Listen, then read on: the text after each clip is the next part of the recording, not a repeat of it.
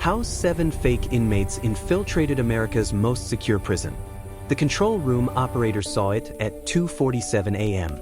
A shadow moving where nothing should move. Stay with this story. What they found in that cell almost rewrote the rulebook for America's most secure prison. ADX Florence.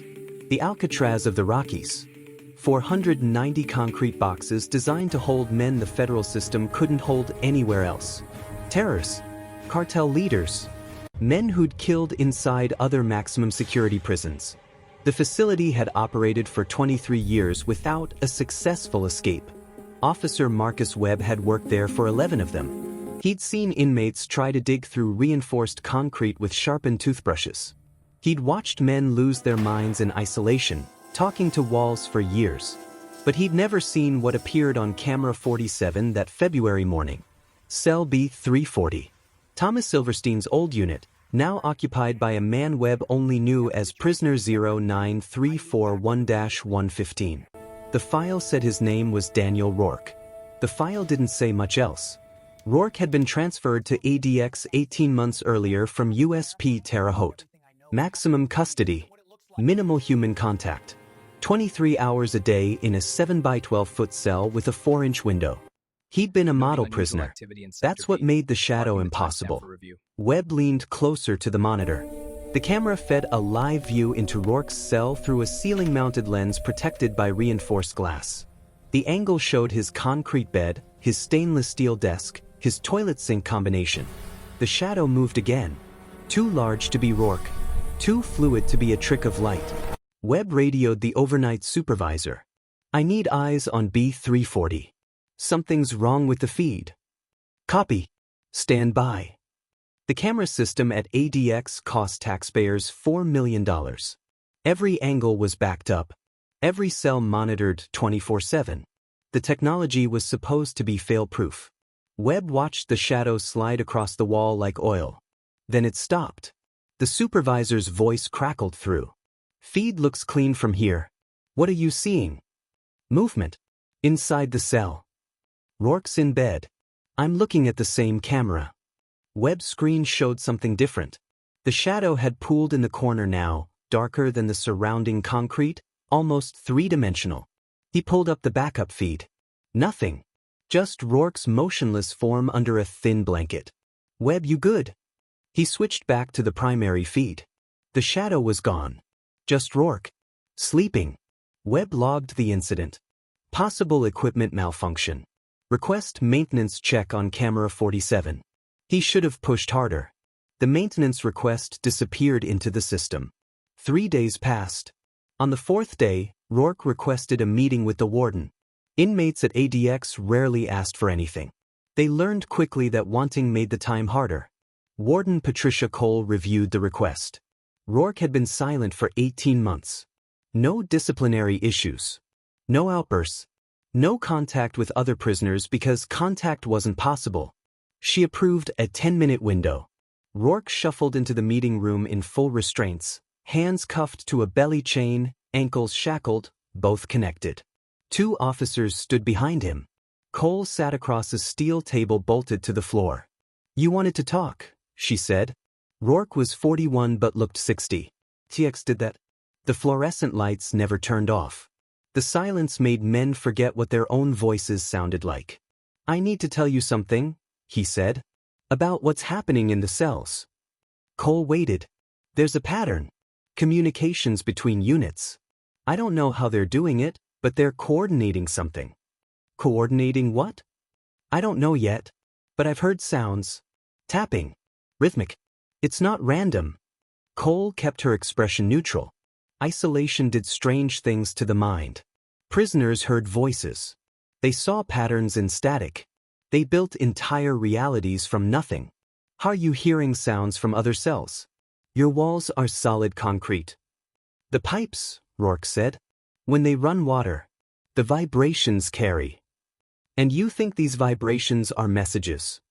"I think someone's using them to coordinate. I think you should check the cells. Especially the ones near mine." Cole studied him. His eyes were clear. His voice steady.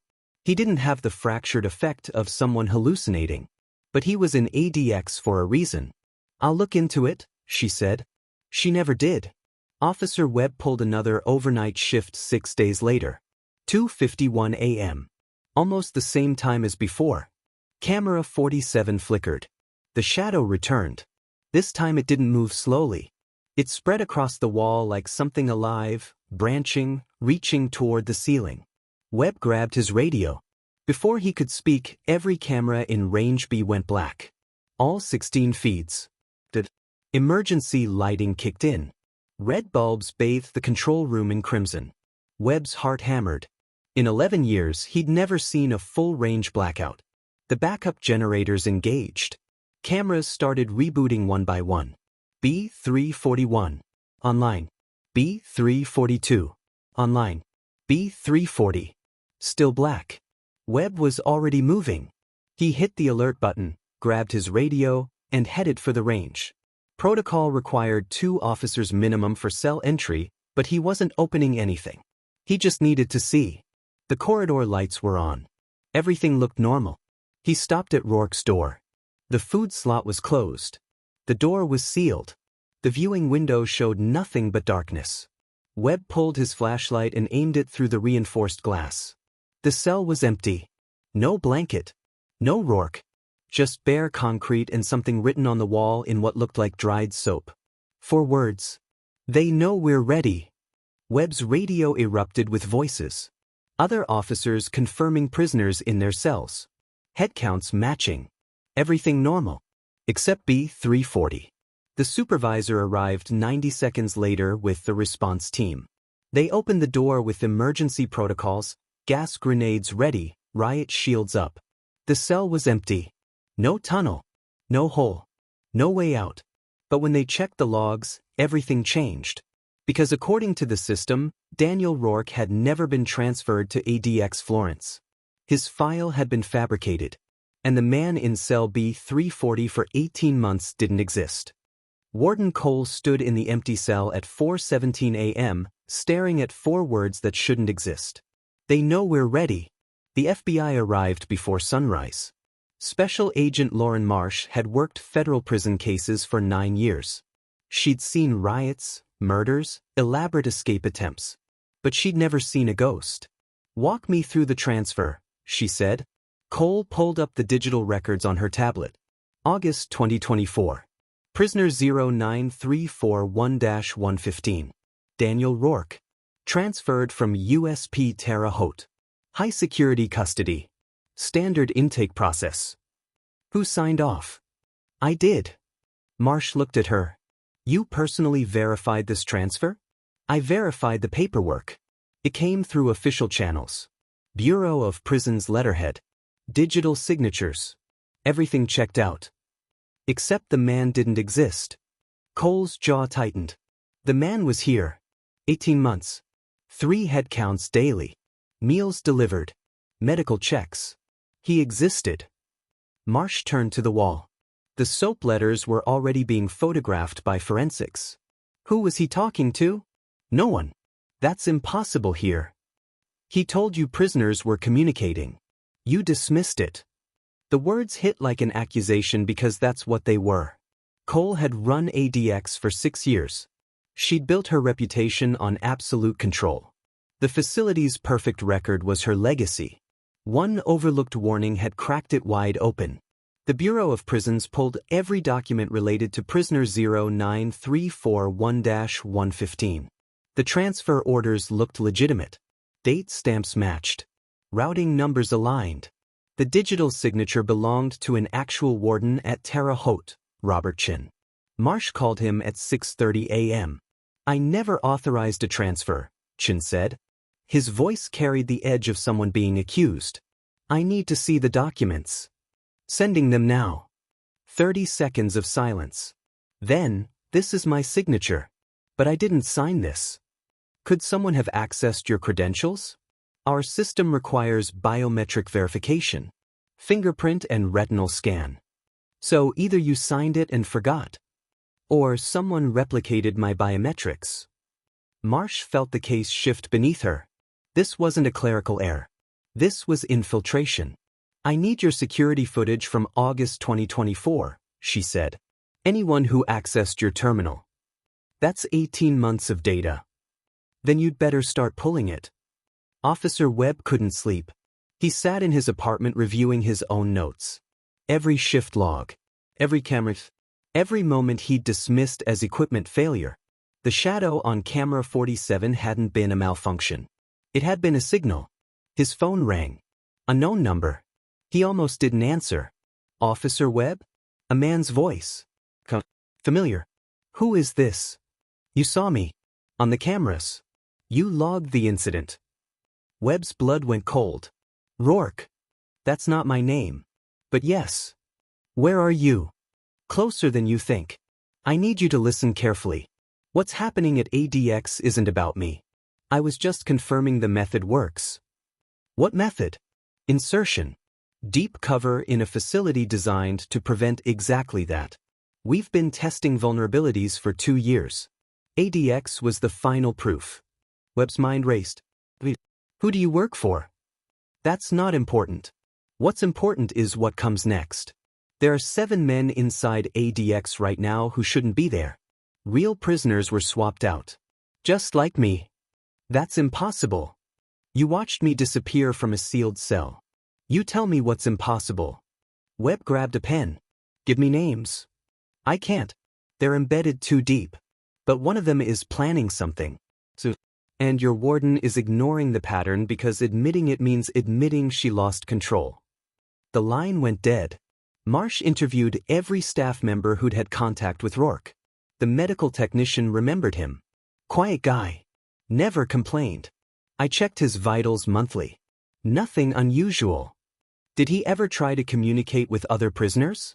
How could he? They're in solitary. Humor me. The technician thought. Once. During a medical call. I heard him tapping on the wall. Rhythmic. I told him to stop. Did you report it? No. Half these guys tap walls. It's a coping mechanism. Marsh made a note. What rhythm? I don't know. Like Morse code maybe? 3 short, 3 long, 3 short. But not a distress call. A confirmation signal. The forensics team found something in cell B340.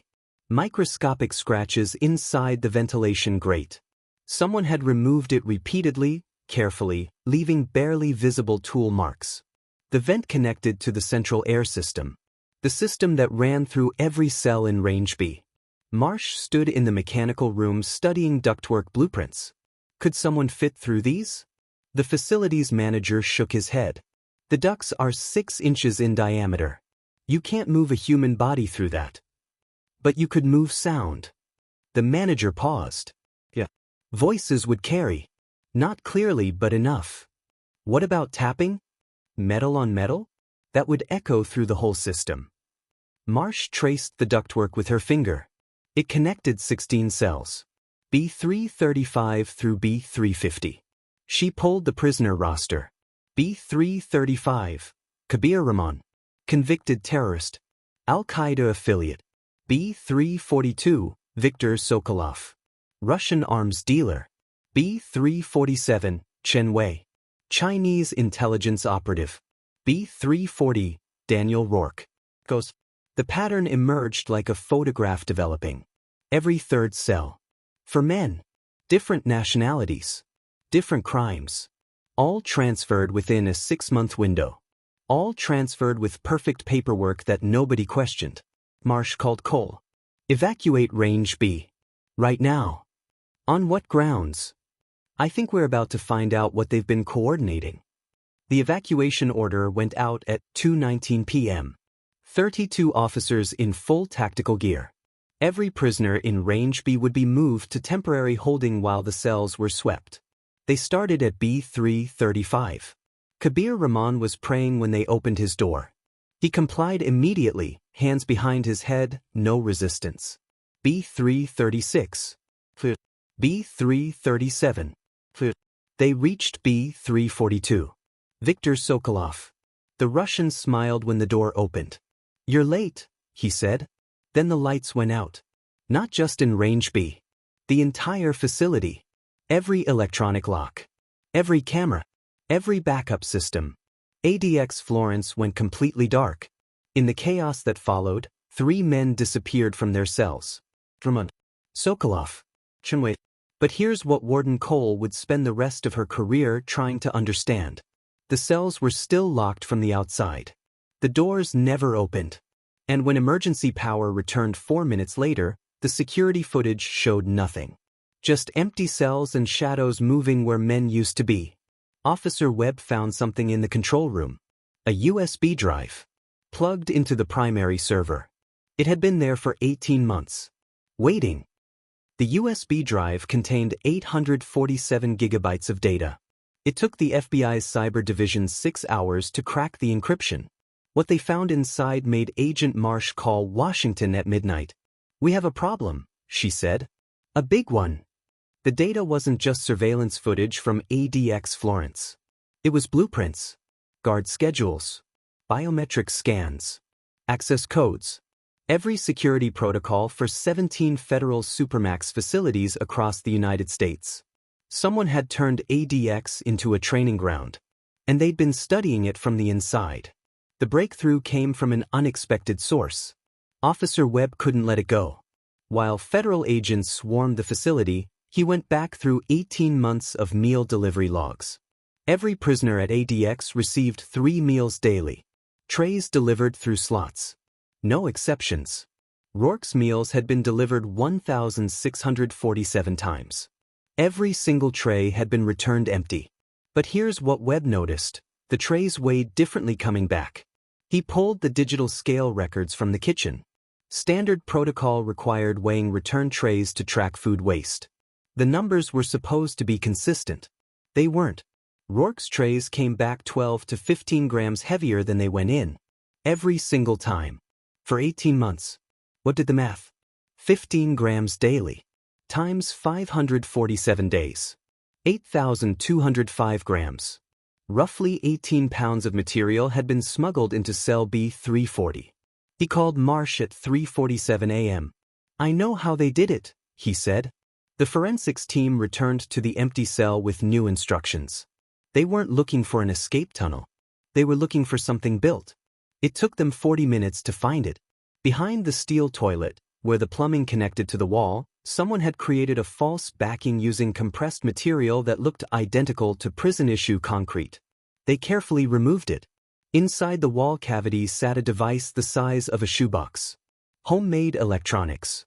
Processor chips extracted from contraband tablets. Wiring salvaged from light fixtures. A battery pack constructed from lithium cells smuggled in piece by piece. A signals jammer. Sophisticated enough to disrupt every electronic system in the facility for exactly 4 minutes. Long enough to execute a plan. But not long enough to escape. Agent Marsh sat across from Warden Cole in an office that felt smaller every hour. "They didn't escape," Marsh said. "That's what you're not understanding. 3 prisoners vanished from locked cells. No. 3 operatives extracted themselves from positions they'd been inserted into. There's a difference." Cole's face went pale. "Positions?" Marsh opened her laptop. The screen showed a freeze frame from security footage dated 19 months earlier, before Rourke's arrival. It showed a prisoner transfer van arriving at ADX. Standard Bureau of Prisons transport. Official markings. Proper escort. This van brought Daniel Rourke. We traced the vehicle ID. It was decommissioned 8 months before this footage. Someone cloned it. Paint job, license plates, routing transponder. Perfect replica. She clicked to the next image. This is the real van. Found abandoned in Colorado Springs 3 weeks after the transfer. Inside, we found blood evidence. DNA matched a prisoner named Marcus Whitfield. He was supposed to be transferred to ADX in August 2024. Where is he now? We don't know. But Daniel Rourke took his place. Cole stared at the screen. How many others? At least 7 across the federal system. Real prisoners intercepted during transport. Operatives inserted with flawless documentation.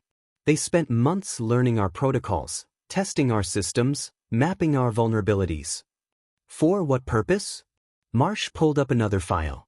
3 days ago, A federal witness was moved to protective custody at ADX. High-value target in a case against an international trafficking network. Testimony scheduled for next month. Which prisoner? Jonathan Keller. Range C, Cell 412. Cole's blood went cold. He's still here. Is he? They pulled Keller's file. Recent transfer. Maximum security. Isolated from general population. Marsh made a call to the U.S. Marshals Service. The conversation lasted 90 seconds. When she hung up, her expression had changed. Jonathan Keller never arrived at ADX, she said quietly. The Marshals Service has no record of the transfer. They've been looking for him for 3 days. Then who's in cell 412? They went to find out. The man in cell 412 looked exactly like the photographs of Jonathan Keller. Same height. Same build. Same facial features. He smiled when they opened the door. Took you long enough, he said. Agent Marsh studied him through the reinforced glass. Where is the real Jonathan Keller? Safe. Probably still wondering why his protective detail never showed up. You're going to tell us where he is. The man laughed.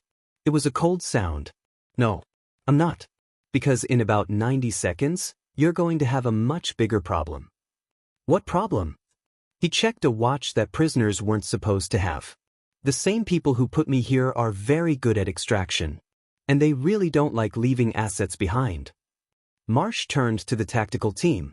Lock down the entire. The explosion came from the eastern perimeter. Not large. Precisely placed. Just enough to breach the outer fence and disable the motion sensors. Alarms screamed through ADX Florence. In the chaos, the man who wasn't Jonathan Keller pressed his hand against a specific section of wall in his cell. A section that looked like solid concrete but compressed inward under pressure. Inside was a communications device. He spoke 4 words, package ready for retrieval. Officer Webb saw them on the exterior cameras. 4 figures in black tactical gear moving with military precision. They knew exactly where the blind spots were. They'd studied the same footage for months. They reached a service entrance that required 3 security clearances. The door opened. Someone on the inside had been waiting. Webb grabbed his radio. Breach at gate 7. Multiple hostiles. Armed response needed. But the response was already too late. The extraction team moved through corridors they shouldn't have known existed. Past checkpoints that should have been locked. Toward cell 412. They weren't there to break him out. They were there to retrieve what he'd collected.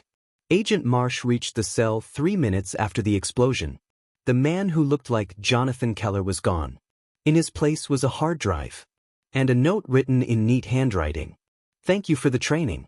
The next facility won't even know we're there. Marsh grabbed the hard drive. The tactical team was already in pursuit, but she knew they wouldn't find anyone. The extraction had been planned for months.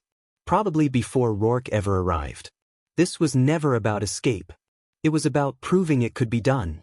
The facility went into complete lockdown. Every prisoner accounted for. Every cell searched. Every staff member interviewed. The cyber division analyzed the hard drive. It contained detailed notes on every weakness in ADX's security infrastructure. Guard rotation patterns. Camera blind spots. Electronic vulnerabilities. Communication methods using ventilation systems and water pipes. A complete manual for infiltrating America's most secure prison. And at the bottom of the files, a list. 17 names. Federal judges. Prosecutors. Witnesses scheduled to testify in major cases. Next to each name, a facility designation. ADX Florence was just the proof of concept. The real operation was still coming. 3 weeks later, Officer Webb sat in his apartment watching the news. A federal witness had vanished from protective custody at FCI Terre Haute. Disappeared from a locked cell. No signs of forced entry. The official statement called it an ongoing investigation. Webb knew better. He thought about the shadow he'd seen on camera 47. The warning he'd almost dismissed. He thought about Daniel Rourke's voice on the phone. 7 men who shouldn't be there. They'd only found 4. That meant 3 were still inside ADX. Still watching. Still learning. Still waiting. Webb opened his laptop and started reviewing footage, looking for patterns in places where patterns shouldn't exist. Because now he understood the terrible truth. The most dangerous people in America's most secure prison weren't the ones everyone was watching. They were the ones nobody suspected were prisoners at all. Agent Marsh submitted her final report to the FBI director. The conclusion was classified immediately. But the last line stayed with her. The question isn't whether our prison system can be infiltrated. It's how many times it already has been, and we just haven't noticed yet. In a basement facility outside Langley, Virginia, analysts were already searching, cross-referencing transfers, checking documentation, looking for ghosts. They found 47 prisoners whose paperwork was perfect. Too perfect. The kind of perfect that only came from people who'd been studying the system for years. People who knew exactly how to disappear inside plain sight. And the most terrifying part? Some of them had already been released back into the world. With everything they'd learned. Warden Patricia Cole resigned 6 months later. She'd run ADX Florence for 6 years without incident.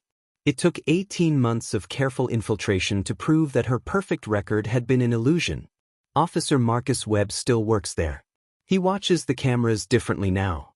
Looking for shadows that move when they shouldn't. For patterns in the silence. For warnings that everyone else wants to ignore. Because he learned something that will haunt him forever. The most secure prison in America had been compromised. And nobody knew until it was already too late. This could happen again. It probably already is. The prison system will never be the same. And somewhere, someone is watching to see if we learned anything at all.